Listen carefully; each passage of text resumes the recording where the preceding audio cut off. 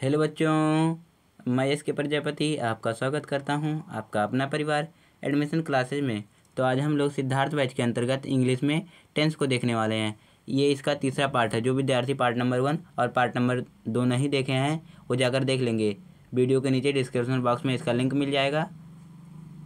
तो चलिए part number 3 को स्टार्ट करते हैं। पार्ट नंबर 1 और पार्ट नंबर 2 में हमने क्या देखा था। पार्ट नंबर 1 में हम लोगों ने देखा था कि टेंस कितने प्रकार के होते हैं, टेंस को पहचाना कैसे आता है। वो एकदम से बेसिक सी बातें थी। और उसके बाद में पार्ट नंबर 2 जो आपके लिए बहुत इंपॉर्टेंट है। पार्ट नंबर 2 आपके एग्जाम के लिए बहुत इंपॉर्टेंट है, वहाँ से क्वेश्चन आने के चांसेस रहते हैं।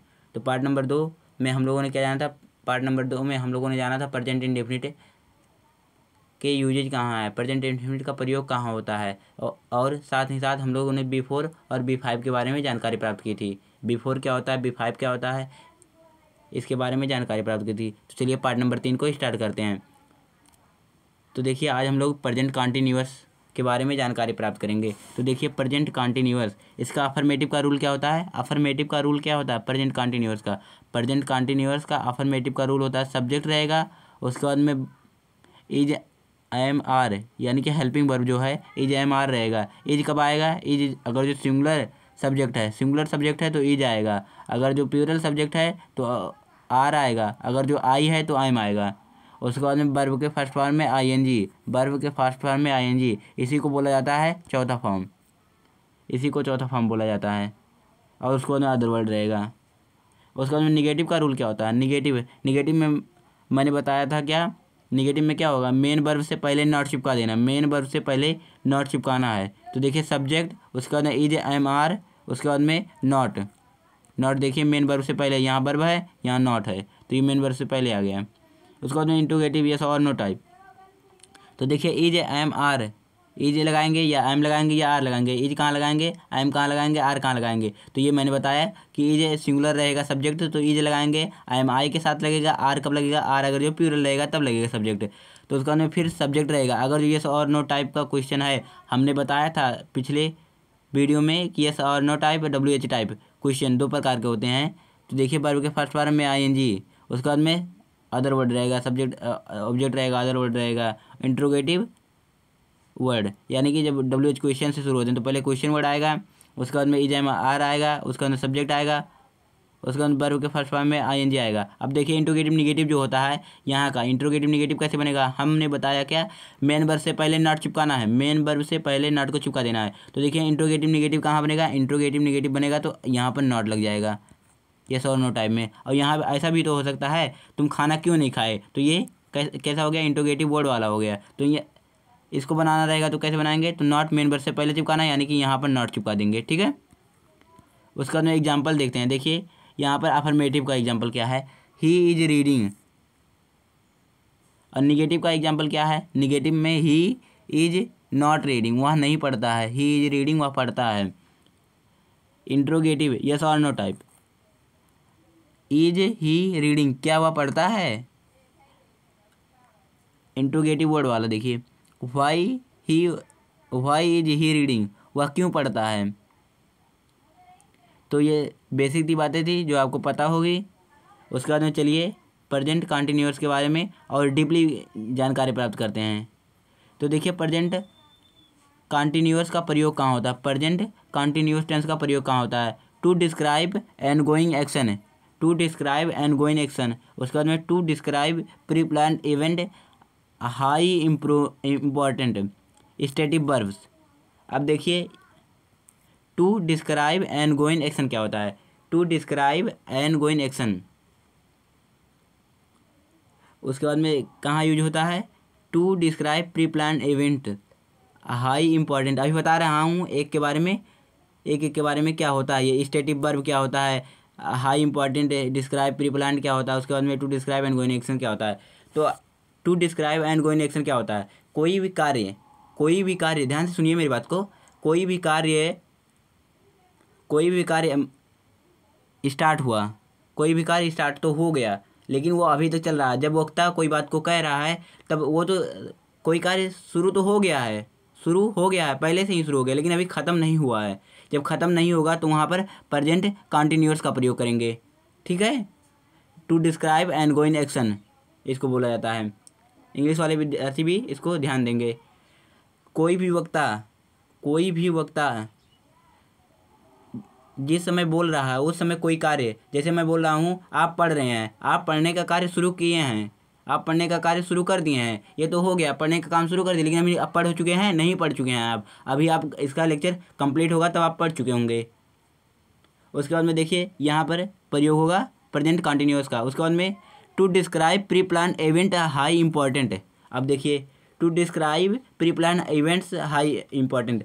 अब देखिए मान लीजिए नरेंद्र मोदी जो हैं वो जाएंगे, मान लीजिए कर्नाटक जाना है उनको, कर्नाटक जब जाना है उनको तो क्या करेंगे, कर्नाटक जाना है तो सबसे पहले बनाएंगे कि कहाँ जाएंगे, कौन आएगा लेने, उसके बाद में क्या होगा, उसके बाद में पूरा प्लान एकदम से तैयार किए रहेंगे। जो प्लान तैयार किए रहेंगे तो बताया जाता है कि क्या होगा कैसे होगा। तो ये जो रहेगा वो प्रेजेंट कंटिन्यूअस में प्रयोग किया जाएगा। कहाँ प्रयोग किया जाएगा, प्रेजेंट कंटिन्यूअस में प्रयोग किया जाएगा। अभी एग्जाम्पल अभी आएगा इसका, आप लोग धैर्य बनाकर रखिए। To describe pre plan events, तुम नरेंद्र मोदी को जाना है तो ये थोड़ी ना होगा कि मतलब मान लीजिए हवाई जहाज़ से जाना है तो हवाई जहाज़ में जिसको सीट मिल गई तो ठीक है, नहीं मिली तो इधर लद के जाएंगे, तो ऐसा थोड़ी ना होगा। नरेंद्र मोदी ये इम्पॉर्टेंट इसलिए इनके लिए ये अभी हुआ नहीं है ये कार्य, लेकिन ये एक एब्स्ट्रैक्शन मान सकते हैं या अपवाद मान सकते हैं या फिर इसको सही मान सकते हैं। देखिए ये अभी कार्य हुआ नहीं है, जाएंगे लेकिन इसी समय, लेकिन ये प्रेजेंट कंटिन्यूअस में बनाया जा रहा है, ठीक है। उसका स्टेटिव वर्ब, ये स्टेटिव वर्ब क्या होता है, ये बेसिकली क्या होता है, ये प्रेजेंट कंटिन्यूअस में नहीं होता है। अब प्रेजेंट कंटिन्यूअस में नहीं होता है तो प्रेजेंट कंटिन्यूअस का प्रयोग क्यों किया गया है, यही आप लोग सोच रहे हैं ना, बिल्कुल ये सोचने वाली बात है। तो स्टेटिव वर्ब क्या होता है, स्टेटिव वर्ब वो वर्ब होते हैं जो मतलब जिनका बेसिक मीनिंग अगर जो सी का देखने का अर्थ में किया जा रहा है तो इनका बी फोर फॉर्म नहीं बनेगा, बी फोर यानी कि आईएनजी। अगर जो सी में आईएनजी जोड़ दिया जाए, सी इंग, अगर जो इसका बेसिक मीनिंग में सी यानी कि देखना जहाँ प्रयोग हुआ है वहाँ पर अगर जो आईएनजी जोड़ दिया जाए तो ये गलत होगा। यहाँ से आपका ईरर बेस्ड क्वेश्चन, मैंने क्या बताया था 3 या 4 टाइप के आपके एग्जाम में क्वेश्चन आएंगे। एक फाइंड आउट करना रहेगा टेंस कि ये कौन सा टेंस है, दूसरा फिल इन द ब्लैंक आएगा, उसका अंदर ईरर आएगा। तो यहाँ से ईरर के चांसेस बनने की ज़्यादा चांसेज हैं। अगर जो सी है तो इसमें आईएनजी जैसे हो गया आई एम सीइंग यू, मैंने तुम्हें देख रहा था, ये नहीं, ये टेंस बिल्कुल गलत है, ये नहीं होगा। आई सी यू, मैंने तुम्हें देखा था या देखा है, ठीक है। तो ये स्टेटिव वर्ब होते हैं। अब हमें कैसे पता चलेगा कौन कौन से स्टेटिव वर्ब हैं, हम तो कोई बाबा भागेश्वर धाम तो है नहीं कि मतलब या तो भूत हैं या फिर भगवान है कि मुझे पता चल जाएगा ये स्टेटिव वर्ब है, इसको काट दो, यहाँ पर गलत हुआ है, ये इधर मेरा सही हो जाएगा। तो इसके बारे में जो आपके एग्ज़ाम में आने लायक है, वैसे तो बहुत अधिक होते हैं लेकिन आपके एग्ज़ाम में जितने आएंगे उतने ही आप ध्यान रखिए। तो देख लेते हैं स्टेटिव वर्ब कौन कौन से इंपॉर्टेंट हैं। तो देखिए जैसे नो हो गया, एग्री हो गया, ओन हो गया, सी हो गया, हियर हो गया, टेस्ट हो गया, स्मॉल हो गया, ये सब स्टेटिव वर्ब हैं। इनके साथ आईएनजी यानी कि बी फोर का प्रयोग नहीं होगा अगर जो इनका बेसिक मीनिंग है। तो नो का जानने का अर्थ में हो रहा है तो नो के साथ आईएनजी का प्रयोग नहीं करेंगे। एग्री के साथ आईएनजी का प्रयोग नहीं करेंगे। ऑन का साथ आईएनजी का प्रयोग नहीं करेंगे। सी के साथ आईएनजी का प्रयोग नहीं करेंगे। हियर के साथ आईएनजी का प्रयोग नहीं करेंगे। टेस्ट के साथ आईएनजी का प्रयोग नहीं करेंगे। स्मॉल के साथ आईएनजी का प्रयोग नहीं करेंगे, ठीक है। आप लोग इसको स्क्रीनशॉट कर लीजिए। आई होप आप लोगों ने स्क्रीनशॉट कर लिया होगा। तो देखिए present perfect tense, present continuous में हम लोगों ने ख़त्म कर दिया। उसके बाद में अभी एग्जांपल देखेंगे। उसके बाद में जब पूरा टेंस ख़त्म हो जाएगा तो इसके बाद में हम लोग फिर एक बार पूरा देखेंगे present indefinite present perfect continuous future के बारे में। इसके बारे में सबकी जानकारी प्राप्त करेंगे। 3 या 4 टाइप में जो क्वेश्चन आते हैं उसके बारे में पूरा एक MCQ का सेशन भी रहेगा आपके लिए। तो देखिए प्रेजेंट परफेक्ट है तो देखिए सब्जेक्ट रहेगा, उसके बाद में हैज या हैव रहेगा, उसके बाद में B3 रहेगा, उसके बाद में अदर वर्ड रहेगा। तो इसका एग्जांपल क्या होगा, देखिए ही हैज रिटन एन इसे, ठीक है। देखिए सब्जेक्ट पहले रहेगा, उसके बाद में हैव रहेगा, उसके बाद में वर्ब का थर्ड फॉर्म रहेगा। देखिए निगेटिव में क्या होगा, निगेटिव सब्जेक्ट रहेगा, हैज या है में से कुछ लगाएंगे।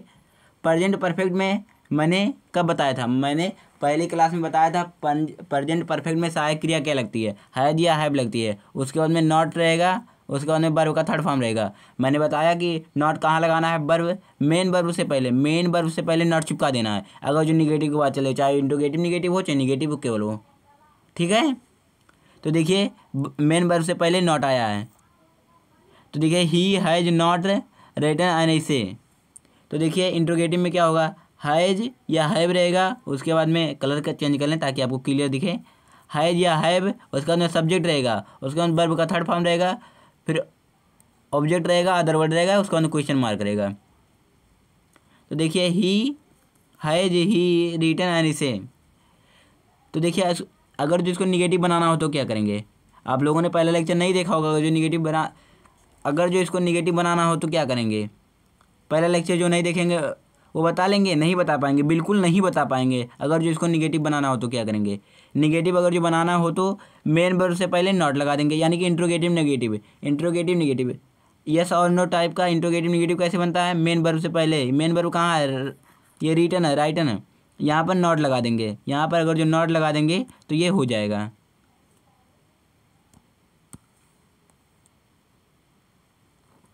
उसके बाद देखिए यहाँ पर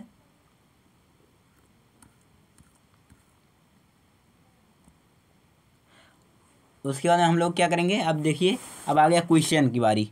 आप लोग तैयार हो गए, आप लोग क्वेश्चन के बारे में तैयार हैं एकदम से।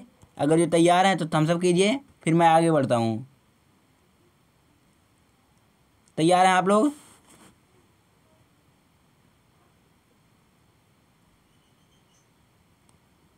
तो देखिए पहला क्वेश्चन क्या रहा आपके स्क्रीन पर, आई एम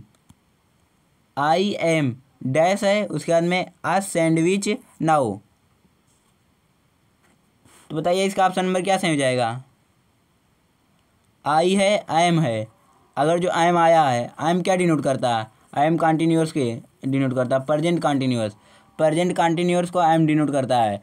तो प्रेजेंट कॉन्टीन्यूअस में कौन सा फॉर्म लगेगा, तो बिफोर लगेगा, यानी कि वर्ब का फर्स्ट फॉर्म में आईएनजी लगेगा। तो वर्ब के फर्स्ट फॉर्म में आईएनजी कहाँ दिया गया है, वर्ब के फर्स्ट फॉर्म में आईएनजी कहाँ दिया गया है, तो देखिए यहाँ पर दिया गया है, यानी कि ऑप्शन नंबर बी सही हो जाएगा।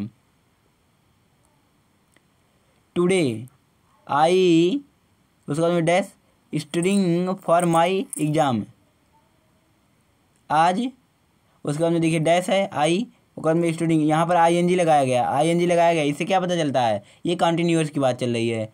ये तो इज एम आर लगेगा या तो वाज वर लगेगा या तो बिल में लगेगा, कौन सा वाला बताइए। बिल सेल लगता है प्रेजेंट इंडेफिनिट में, बिल भी सेल भी, या तो बिल भी सेल भी लगेगा। देखिए यहाँ पर स्टडिंग दिया, यहाँ इससे क्या पता चलता है, इससे पता चलता है कि यहाँ पर जो आएगा verb, helping verb, helping verb वो कौन कौन सा आएगा, या तो आएगा इज आएगा, या तो एम आएगा, या तो आर आएगा, या तो वाज आएगा, या तो वर आएगा, या तो बिल भी आएगा, बिल भी,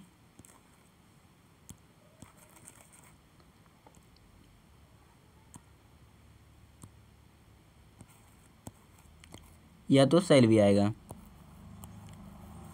इतने पॉसिबिलिटी हैं ये आईएनजी देखकर।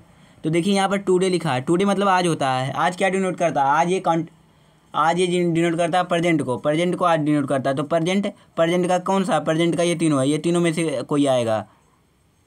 और वैसे भी इसमें ऑप्शन में दिया भी नहीं है वाज वर या बिल भी या सेल भी, ठीक है। तो ये तो आएगा नहीं, तो ये जब आएगा नहीं तो इसको काट देते हैं।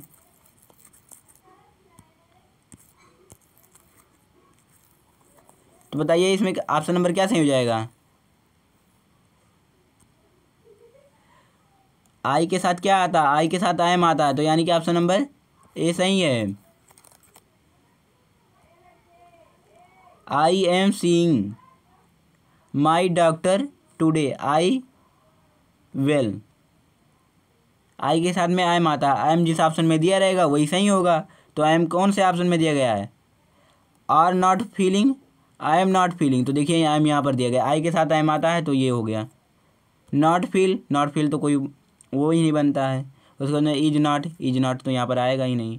तो ऑप्शन नंबर क्या इसका सही है? ऑप्शन नंबर बी इसका सही है। They dash Dubai this month, तो बताइए इसका ऑप्शन नंबर क्या सही हो जाएगा? दे के साथ क्या आता है?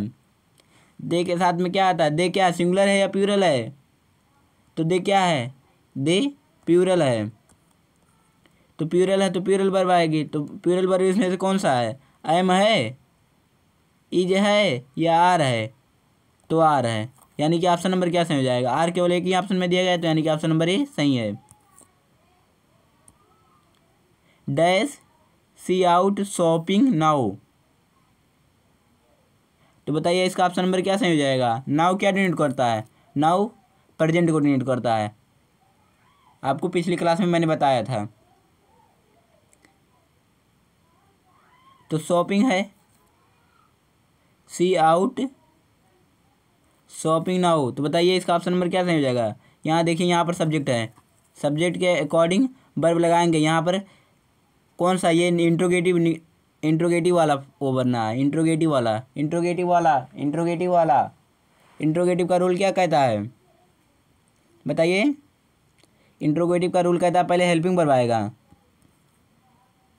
ये यस और नो टाइप में पहले हेल्पिंग वर्ब आएगा, उसके अंदर सब्जेक्ट आएगा, उसके अंदर नॉट रहेगा तो रहेगा, नहीं तो नहीं रहेगा तो नहीं रहेगा, फिर उसके अंदर B3 आएगा, मतलब वर्ब के 4 फॉर्म आएगा, उसके बाद में अदर वर्ड आएगा। तो देखिए यहाँ पर सी ये सब्जेक्ट है, यहाँ पर सब्जेक्ट है, सब्जेक्ट के अकॉर्डिंग वर्ब लाना है, तो वर्ब यहाँ पर आएगा। तो वर्ब पूछा गया क्या आएगा? तो सी सिंगुलर है, सी अगर जो सिंगुलर है तो इसकी सहायक क्रिया भी सिंगुलर होनी चाहिए। तो सहायक क्रिया सिंगुलर कौन सी है? तो इज जो सहायक क्रिया है वो सिंगुलर है, यानी कि ऑप्शन नंबर बी जो है सही है। Be have here for a long time, बताइए इसका ऑप्शन नंबर क्या सही हो जाएगा? बी हैव बीन, यहाँ देखिए ये शायद आपको अभी मैंने पढ़ाया नहीं है, तो ये पढ़ाया नहीं है तो ये नहीं समझ में आया तो कोई बात नहीं है, क्योंकि अभी हम लोगों ने क्या डिस्कस किया? प्रेजेंट कॉन्टिन्यूअस और प्रेजेंट परफेक्ट देखा है, प्रेजेंट परफेक्ट कॉन्टिन्यूअस के बारे में हम लोगों ने देखा ही नहीं है, तो ये गलती से आ गया होगा। इसी के साथ ये लेक्चर ख़त्म होता है। अगर जो विद्यार्थी पार्ट नंबर 1 और पार्ट नंबर 2 नहीं देखे हैं वो जाकर देख लेंगे, और वीडियो समझ में आया तो वीडियो को लाइक कर देंगे। आप लोग वीडियो को लाइक करते नहीं हैं, आम खाते हैं, आम खाना पसंद है, लेकिन ये बताते नहीं है कि मुझे आम खाना पसंद है। तो आप लोग वीडियो को लाइक कर दीजिए, उसके बाद में चैनल को सब्सक्राइब कर दीजिए अगर जो पहली बार आ रहे हो तो। आपको पता ही होगा हम लोग फ्री में नवोदय कक्षा 11 की तैयारी कराते हैं। तो फिर मिलते हैं किसी नेक्स्ट क्लास में, बाय।